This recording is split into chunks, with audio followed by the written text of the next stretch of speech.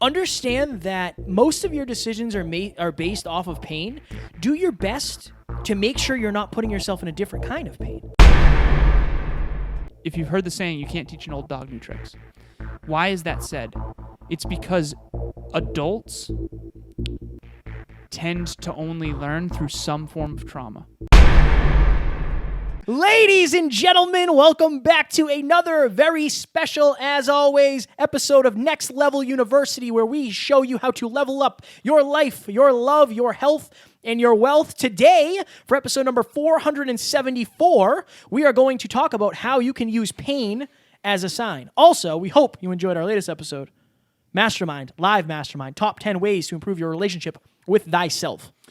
So assuming you're out there improving your relationship with yourself, which is uber important, and you do have high self-esteem because you're doing that, yeah, I'll hit the timer. Hold on, let me see if I can do it with my toe. Okay. I have to have a bare toe for that, evidently. You have to have a bare toe for that. So if you're out there right now and you are rocking and rolling, you do have high self-esteem, which we hope you do. We talked to Dave Meltzer about this. He says that pain is a turn signal in a car. So if you have your dreams, we'll just use the GPS as an analogy. Imagine your dreams is the destination you plug into the GPS. Then you have the vehicle you choose. In this case, it would be podcasts for us. Maybe for you, it's YouTube. Maybe it's writing books. Dog whatever. shelter. Yeah, dog shelter. Exactly. Always my go-to. Okay. Then you have gas in the tank, which we did an episode recently on the 4 M's of motivation. Okay. But there's a lot of ways you can get to your destination. What if there's construction? You're going to have to pivot.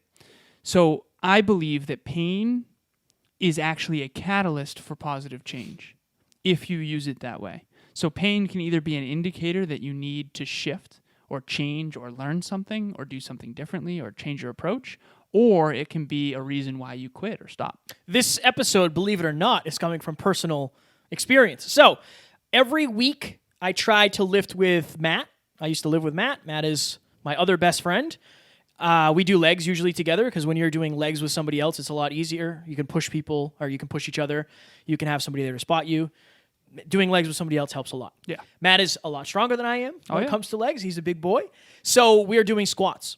And we did our warm-ups. We do 135. Cool, hammer that out a couple sets. 225. Cool, hammer that out for a couple sets. Jump up to 315.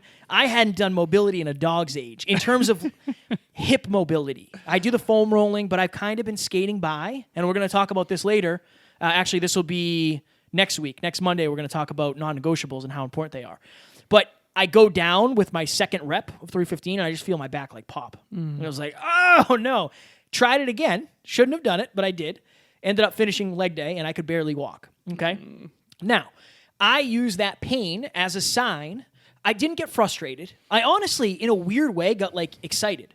And I don't know why, but I couldn't even walk. Like yesterday, Taryn and I, so Sunday, we were going to go for a hike, and I was like, babe, I don't know, like, I'm going to pick a trail, and we'll do it, but it's going to suck, because I can barely walk. And she's like, well, I don't want you to do it. Let's just stay home and hang out. Perfect. I appreciate that.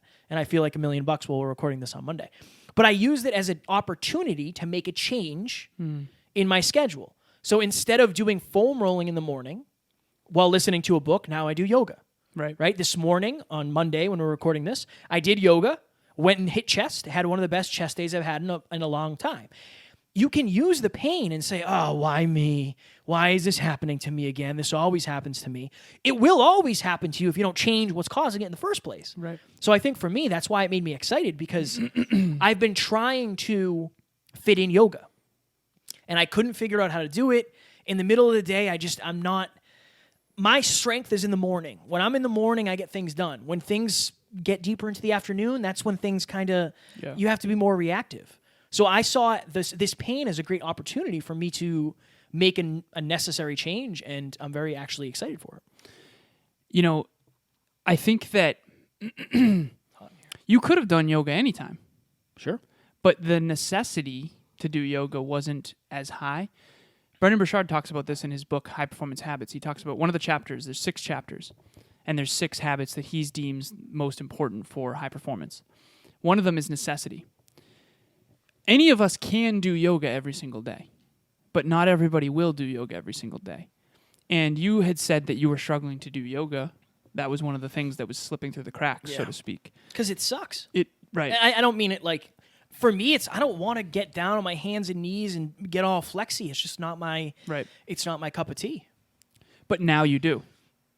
Or now you're willing to. Yes. And it's because there's now pain associated with not doing it. I'm almost excited to. Yeah. In a weird way. So, who was it that we interviewed? We interviewed who wrote Indistractable? Nir Eyal. Nir Eyal, yes. So he talks about how there used to be this thing called the pain-pleasure principle, where everything humans do is to gain pleasure or to avoid pain, or some combination of both. What he says in his book is that everything humans do, everything, is to avoid discomfort. So think about it this way. Kevin didn't want to do yoga because it's uncomfortable for him to do that on some level, something he's not thrilled to do. But not doing yoga created more discomfort. So now all of a sudden doing yoga, the discomfort of doing yoga is far less than the discomfort of breaking your back doing squats, for lack of better phrasing. So, and I use my analogy here with drinking. When I decided that fitness was something that I wanted to go all in on, all of a sudden my habit of drinking alcohol became far more painful, because every time I drank, it would not only have the other negatives associated with it, but now I would also be less likely to achieve my fitness goals. So if you're out there right now, there's a lot of people, there's a lot of science behind this. If you've heard the saying, you can't teach an old dog new tricks. Why is that said? It's because adults tend to only learn through some form of trauma. And if you're out there right now, think about something that's been causing you pain lately, that you finally reached a threshold, a breaking point, and you just actually changed. To me, that was your breaking point of like, okay, I actually do have to do yoga. Yeah. Yeah. Yeah. I think because I've really taken the fitness seriously in terms of going in with a mission and an intention, and I'm trying to make sure I'm hitting the right body part, and I'm lifting the right way, not with my ego. And I'm still super grateful that the gyms are open from COVID. And so it was frustrating that on a leg day where I'm supposed to be able to really hammer it, I get injured two exercises in. Yeah. And it's like, okay, well, the rest of this is kind of shot. Here I am limping around the gym. I still did it. Well, I probably shouldn't have, but I still did it. So, but this is any example in your life. Mm-hmm. Any example in your life. Like relationships is a great one. Relationships is a great one. Since the Mass Maritime speech that we gave, I've had a bunch of people reach out, and several of those people were asking me about relationships. And it was very interesting because people were on different sides. So one person reached out and said, "Hey, I've been with this girl for a little while, and she's having anxiety, and I'm really struggling because she's kind of not the person I started dating. She's not as outgoing. She doesn't want to do the things. She's not as loving." Okay, so I messaged him back and said, "Do you see this person in your future? Do you see yourself with this person long term?" He said, "Yeah, I really do. I really like this person, and I'd like to start a future with her." I said, "Okay, deal with it. Deal with it and find a way to help her alleviate this, whether it's through counseling or whether it's through meditation or whether it's through you asking her what you can do to help." Honestly, you have to understand that sometime her needs are going to mean more than your needs. I think sometimes it's a give and take. Okay. And I think, I'm not a relationship coach. I have no science to back that up. But from my experience, right, if you're a supportive partner, you're going to understand, look, my needs maybe aren't as important right now as my girlfriend or my boyfriend's needs. Of course. On the other end, somebody else reached out and said, "I've been with this girl for 3 months. She's not very forthcoming. We're not really connecting physically, mentally, emotionally, or spiritually. I feel like she's very reserved and pulling back." Okay. She might not be the one for you. Why are you? And my question was, and the reason I'm saying this is all coming from different pains. Right. Where they're seeking answers through pains. Yeah. They came to you because they're in pain. Because they're in pain. And that's fire. Yeah, I love the fact that they're using their pain to get more information. Right. Right? But now it's like, well, what do you do with the pain? So my thing was, okay, why are you with this person, number one? What attracted you to this person? Because if anybody ever says, "I'm with this person because I don't want to be alone," that's a surefire answer that you're probably not meant to be with that person. Right. Right? So that pain might actually cause more pain that might cause you the understanding of pleasure in the future. Interesting. And we all have these pains somewhere in our lives. Right. Somewhere in our lives. Now, whether you're willing to admit it or not, That's step number one. And then what you do with it is a whole nother thing. If you're struggling in business, that pain could mean I have to get better or I'm done with business. Yeah. Relationship, I have to level up, I have to communicate better, or this person's not for me. Podcasting, sports, anything. What a trip. You know what's interesting is, let's say someone reached out to you. Okay, so someone did reach out to you, and they said that they were in pain in their current relationship. 2 people did. What if they got into that relationship because they were in pain because they were lonely? What's interesting is what you do with the pain is what matters. Pain is a guarantee, and I've said this many times on other podcasts. I don't know if I say it as much on ours, which is interesting. I say emotional pain is guaranteed. What you do with it is not. Every time you're in emotional pain, you can either level up or you can escape into a vice. It's virtue or vice. Prime example. When I was leaving my last relationship, I was very lonely for a time. And there were certain opportunities that I could have had to cure that loneliness. And I tried really, really hard to not allow the pain of being lonely to be the catalyst for my next relationship, because I really wanted my highest self to choose a partner who it wasn't based on looks or sexual attraction or any of that. I wanted to go deeper. And because I was able to stay out of those other rooms, I eventually, that necessity never went away, because remember, being lonely is the catalyst to go and try to find a partner. So we all know when we were single, we had much more incentive to go meet other people because we were lonely and we wanted love and connection. That's great. But if you're using it wrong and you're going for the quick fix, that's the problem. I think not only is pain a signal that something needs to shift, but some people go for the quick fix. Like if you're hungry and you go microwave something for 30 seconds, that's very different than you go and cook a meal. And I'm not saying that there's not a place for each of those.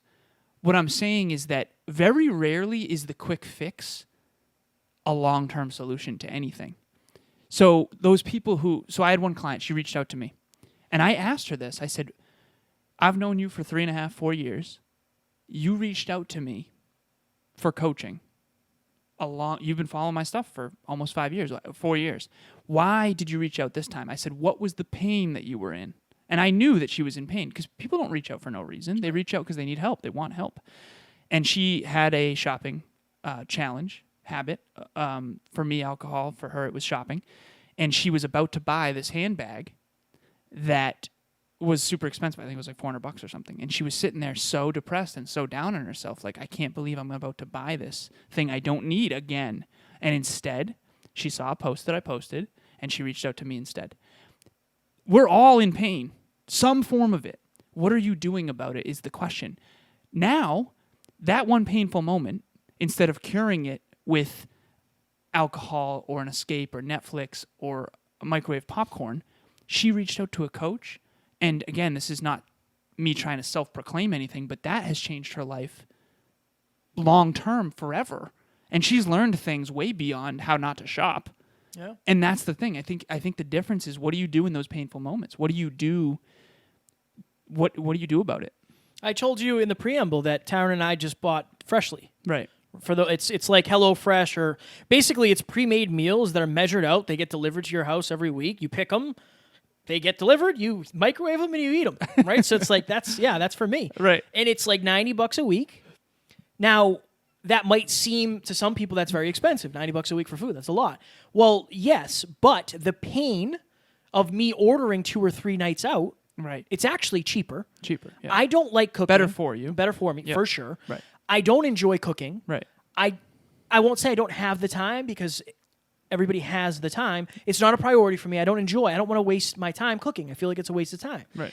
And Taryn feels, very similar. She's very busy with work. She doesn't get home till late. She drives, She commutes an hour. The last thing she wants to do is cook a meal. Right. So the pain has been there long enough for me to say, look, $90 a week, like, let me try it and see what it's about. Right. And my hope is that it heals that pain and it's sustainable, right? And it's every decision you're making is most likely based on some sort of pain. The question is, are you trying to fix it with a short-term solution or a long-term one?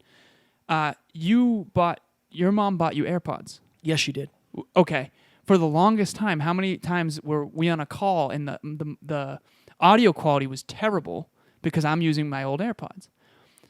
I remember being on a call and my audio quality was terrible, and I hit this moment where I'm like, you know what? Kevin just got the new AirPods. I'm sick and tired of having a terrible mic. Like, I'm on the phone all the time. I'm doing coaching on the road. I want people to be able to hear me. Yeah.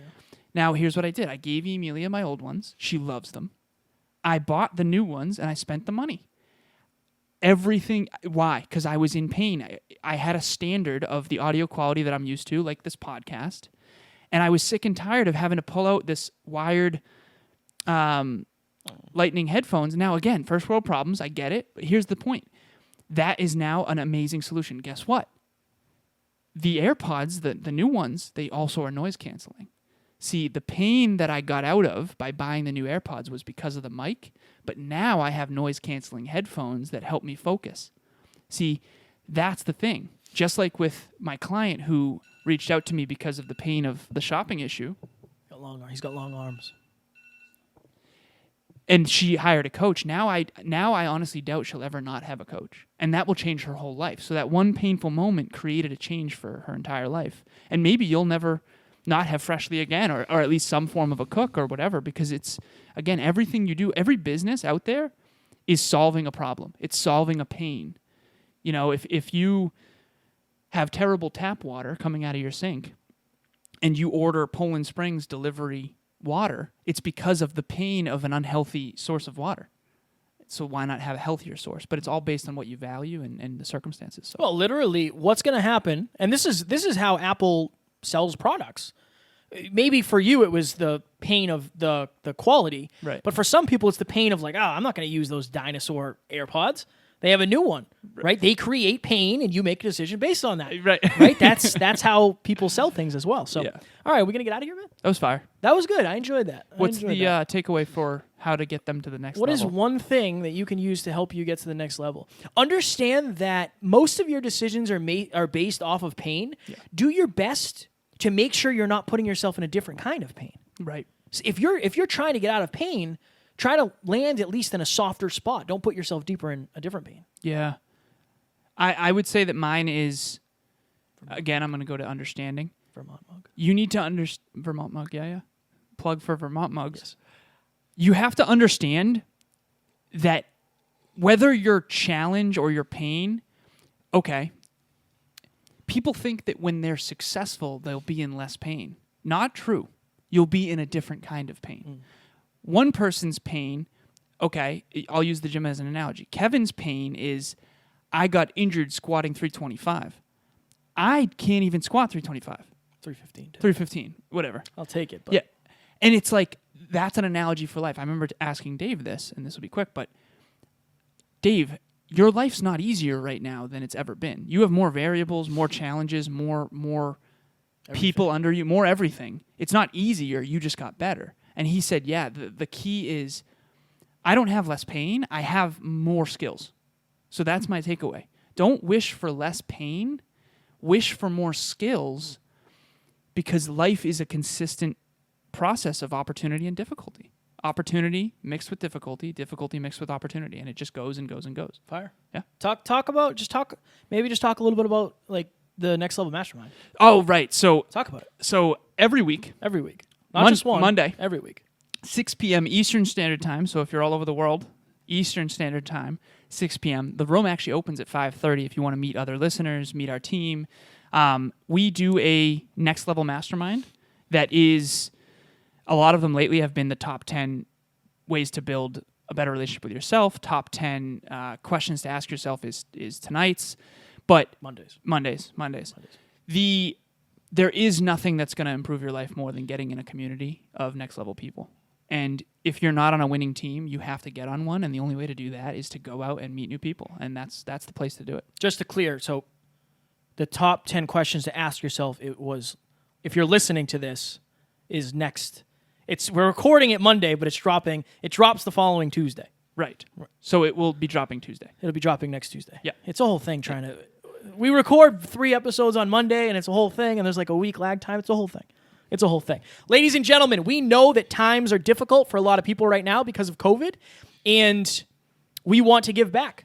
So for the entire month, we'll just say from this episode to the end of November, we are going to give away at the end of November. We are going to give away five $50 either Amazon gift cards, or maybe I'll just Venmo or Cash App so you guys can use the money wherever you want. But we're going to be giving away five $50 increments of money. There's somebody hammering something outside for some reason, which is great.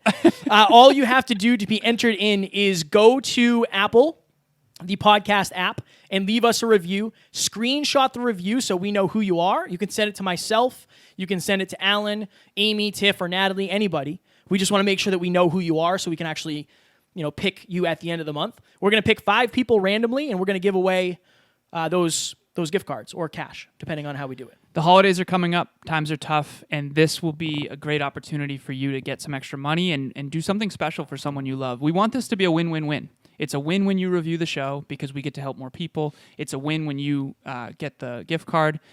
Giving feels good. It's a beautiful thing. Holidays are coming up. Let's start the giving spirit early. And as we grow and we monetize this more, we want to give back to people. And always. We wouldn't be able to do this without you guys. So I know a lot of people are struggling with COVID. We've been lucky.